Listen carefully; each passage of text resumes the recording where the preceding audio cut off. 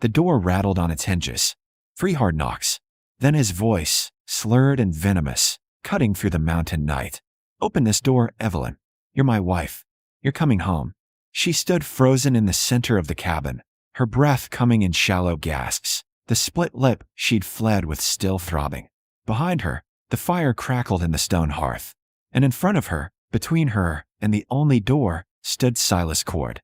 He was massive, 6'5" of hard muscle earned from splitting timber and hauling stone. His shoulders nearly filled the doorframe. He didn't look at her. He looked at the door. And when he spoke, his voice was low and final. "No, just that. One word." And the world shifted. 3 days earlier, Evelyn Hargrove had been a dead woman walking.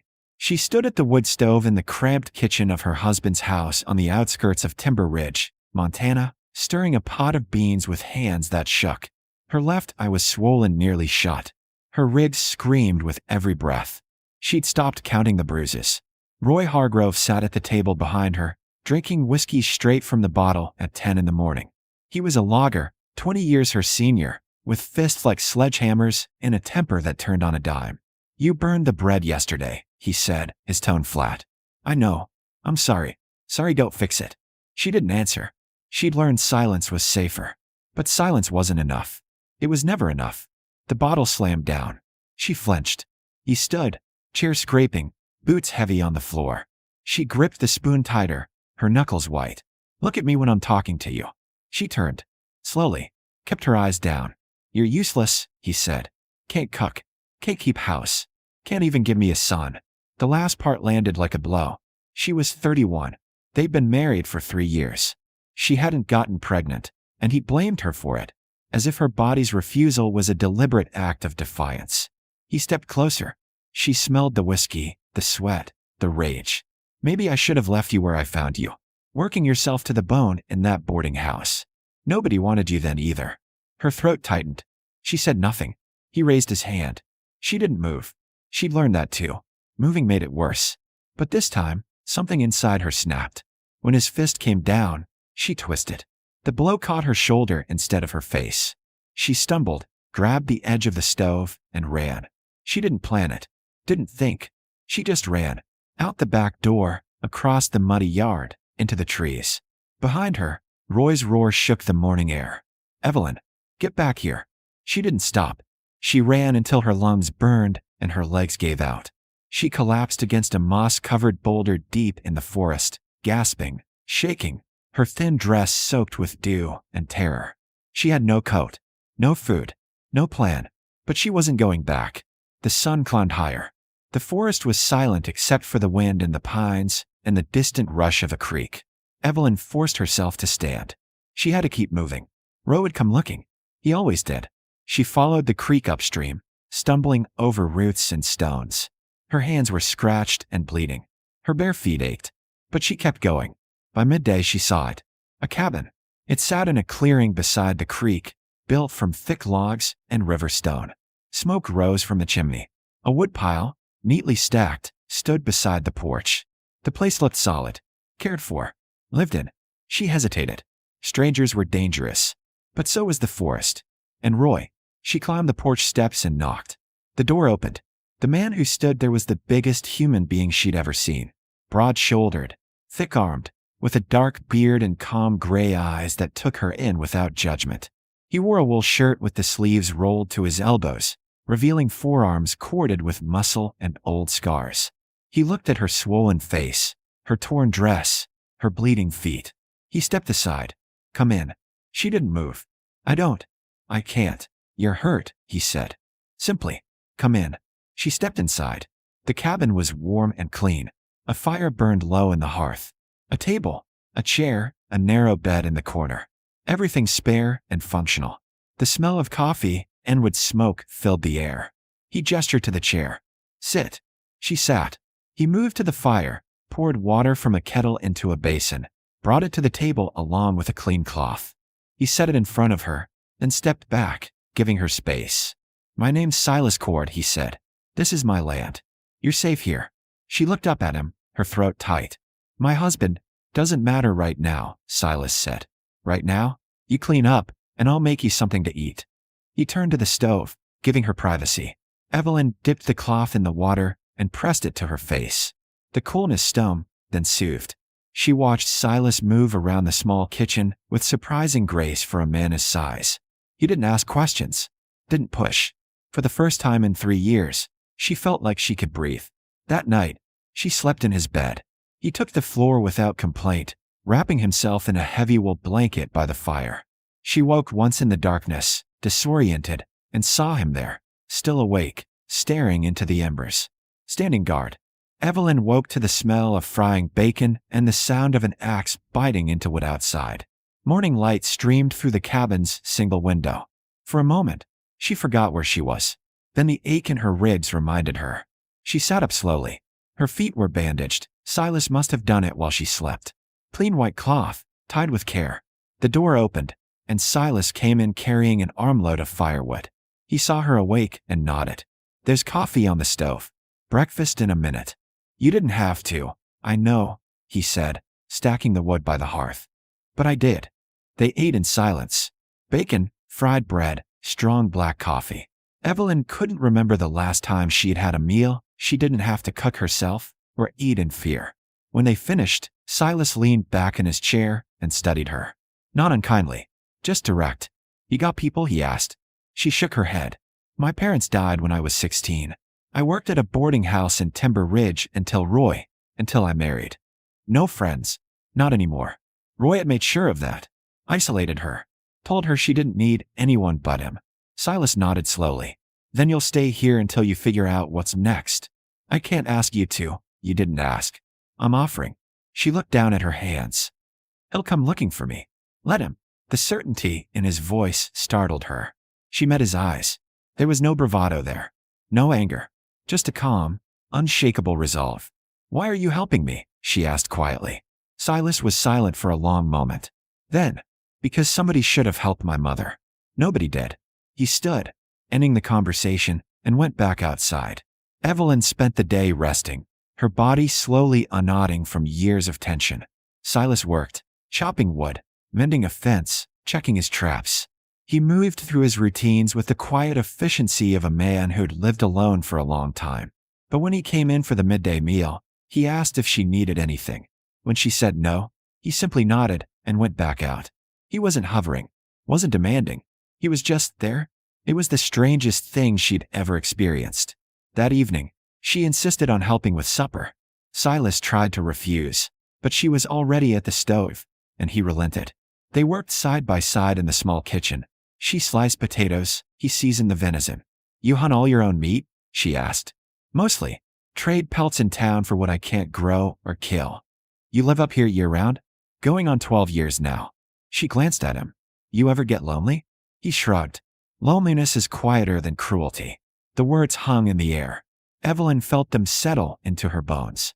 After supper, she washed the dishes while Silas sat by the fire, oiling the working parts of a steel trap. The domesticity of it felt surreal. Foreign. Like stepping into someone else's life. Can I ask you something? She said. Go ahead. Why do you live up here? Away from everyone. Silas set down the trap. I worked in a lumber camp when I was younger. Saw what men do when there's no law, no consequences. Saw them cheat, steal, hurt whoever was weaker. He looked into the fire. I didn't want to be part of that. So I left. You've been alone ever since. Mostly. That doesn't bother you? He met her eyes. Alone isn't the same as lonely. And it's better than being with the wrong people. Evelyn turned back to the dishes, her throat tight. She understood exactly what he meant. On the third night, Roy came. Evelyn was sitting by the fire, mending a tear in her dress, when she heard the hoofbeats. Her needle froze. Her breath stopped. Silas heard it too. He stood, moved to the window, looked out into the darkness. It's him, Evelyn whispered, her voice shaking. Silas turned. His face was calm. Go stand by the back wall. He'll break the door down. No, he won't. The hoofbeats stopped. Boots hit the porch. Then the pounding started. Evelyn, open this door. She backed against the wall, her heart hammering. Roy pounded again. I know you're in there. You're my wife. You're coming home. Silas walked to the door and stood in front of it. He didn't open it. He just stood there, a wall of muscle and stone. Evelyn. Roy's voice cracked with rage. You hear me? You got no right to run off. You got no right. Silas's voice cut through the door, low and deadly calm. She's not coming out. Silence. Then Roy, uncertain now. Who the hell are you? The man telling you to leave. That's my wife in there. Don't care. You got no right. I got every right. This is my land. My cabin. And she's not leaving. There was a pause. Then the door handle rattled violently. Silas didn't move. Didn't flinch. You open this door, or I'll break it down. Roy shouted. Silas reached behind him, pulled a Winchester rifle from where it leaned against the wall, and racked the lever with a sharp, unmistakable sound. No, Silas said. You won't. The silence outside the door stretched long and thin. Evelyn pressed herself against the back wall, her breath caught somewhere between terror and disbelief. Silas stood utterly still, the rifle held low but ready, his massive frame blocking the door like a mountain. Roy's voice came again, but this time it was different. Smaller. The bluster draining out of it. You don't know what you're doing, mister. That woman's mine by law. I got rights. So does she, Silas said evenly. And right now, she's choosing to stay here. She don't get to choose. She's my wife. Then you should have treated her like one. The words landed like a hammer. Outside, Roy sputtered, his rage flaring back up. You don't know nothing about my marriage. I know she showed up here beaten half to death, Silas cut in, his voice hard as iron. I know she ran barefoot through the woods to get away from you. That tells me everything I need to know. She's lying. Leave. I ain't leaving without her. Silas raised the rifle, aiming it directly at the door. His voice dropped to a whisper that somehow carried more weight than a shout. Yes, you are. Another long silence. Then footsteps. Retreating. Unsteady. Roy's voice came one last time, from farther away now. This ain't over, Evelyn. You hear me? This ain't over. Hoofbeats. Fading into the night. Silas stood at the door for a full minute after the sound disappeared, listening. Then he lowered the rifle, set it back against the wall, and turned to Evelyn. She was trembling, tears streaming down her face, her hand pressed to her mouth. He'll come back, she whispered. Maybe, Silas said. But not tonight. He moved to the fire, added a log, then gestured to the chair. Sit down before you fall down. She sank into the chair, her legs giving out. Silas poured her a cup of water from the pitcher and set it in her hands. She drank, her fingers shaking so hard the cup rattled against her teeth. I'm sorry, she said. I brought this to your door. Stop, Silas said gently. You didn't bring anything. He did. But now he knows where I am. He'll tell people. Let him talk. Silas pulled the other chair closer and sat down. Evelyn, listen to me. You're not going back. Not tonight. Not ever. Not unless you choose to. She looked up at him, her vision blurred with tears. You don't understand. The law says a lot of things, Silas said. It also says a man can't beat his wife. Doesn't stop men like Roy. So I'm not real concerned with what the law says right now. But if he goes to the sheriff, then the sheriff can ride up here and ask you, to your face, if you want to go back. Silas's gray eyes were steady. And you'll tell him no. Evelyn stared at him. This man, this stranger, was offering her something no one ever had. A choice. She slept that night, though she didn't think she would. And when she woke in the morning, Silas was already outside, working. Over the next 2 weeks, a quiet rhythm developed. Evelyn helped with the cooking and mending. Silas taught her to fish in the creek, to set snares, to read the weather by the way the wind moved through the pines. They didn't talk much, but the silence between them was comfortable. Safe. She began to heal. Not just her body, though the bruises faded and the split lip closed, but something deeper. The constant, crushing fear that had lived in her chest for 3 years started to loosen. She started to remember who she'd been before Roy. A girl who'd loved to read, who'd dreamed of having a little house with a garden, who'd believed, once, that she deserved kindness. And then the sheriff came. It was a cold morning in early October when the knock came. Evelyn's heart lurched, but Silas put a calm hand on her shoulder. Stay here, he said. He opened the door. Sheriff Dawson stood on the porch, a wiry man in his 50s with a silver star pinned to his coat. Behind him, sitting on a horse, was Roy. Morning, Cord, the sheriff said. His tone was neutral, but his eyes were sharp. Got a complaint here.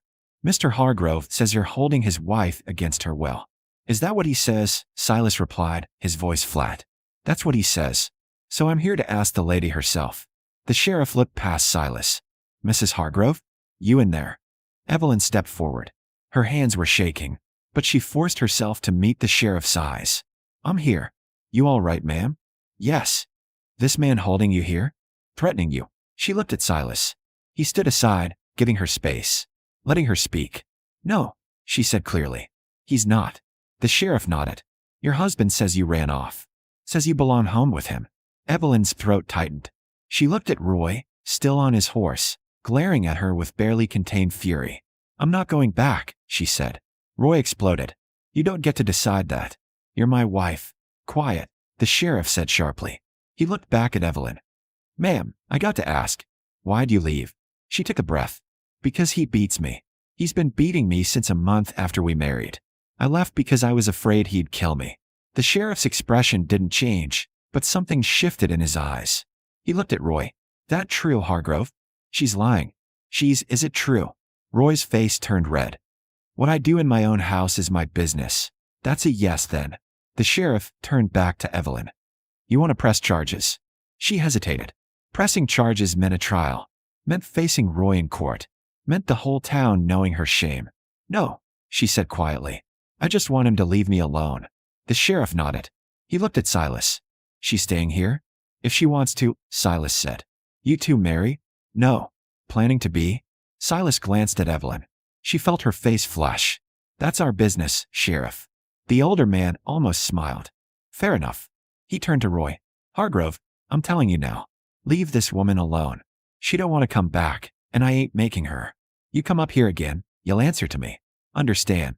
Roy's jaw worked. This ain't legal, don't care. That's how it is. The sheriff tipped his hat at Evelyn. Ma'am. Cord. He rode off. Roy sat on his horse for a long moment, staring at Evelyn with pure hatred. Then he spat in the dirt and rode away. Evelyn's legs gave out. Silas caught her before she hit the ground. That night, they sat by the fire. Evelyn's hands were still trembling, but the worst of the fear had passed. Thank you, she said quietly. Silas shook his head. You're the one who stood up to him. I couldn't have done it without you. He was quiet for a moment. Then, you can stay as long as you need. No expectations. No pressure. She looked at him. This man who'd given her shelter, safety, and something she'd almost forgotten existed. Respect. What if I don't want to leave? She asked. Silas met her eyes. Then you don't. Spring came to the mountain. Evelyn planted a garden beside the cabin. Carrots, beans, potatoes. Silas built her a small hen house, and she filled it with chickens traded from a homesteader down the valley. They were married in June, by a traveling preacher, with the sheriff as a witness. It was nothing like her first wedding. No pressure. No fear. Just a choice. Made freely. By both of them. Years later, sitting on the porch of the cabin they'd expanded together, watching their daughter play in the creek, Evelyn thought about that night. The night Silas had stood in front of the door and said no. The night her life had begun.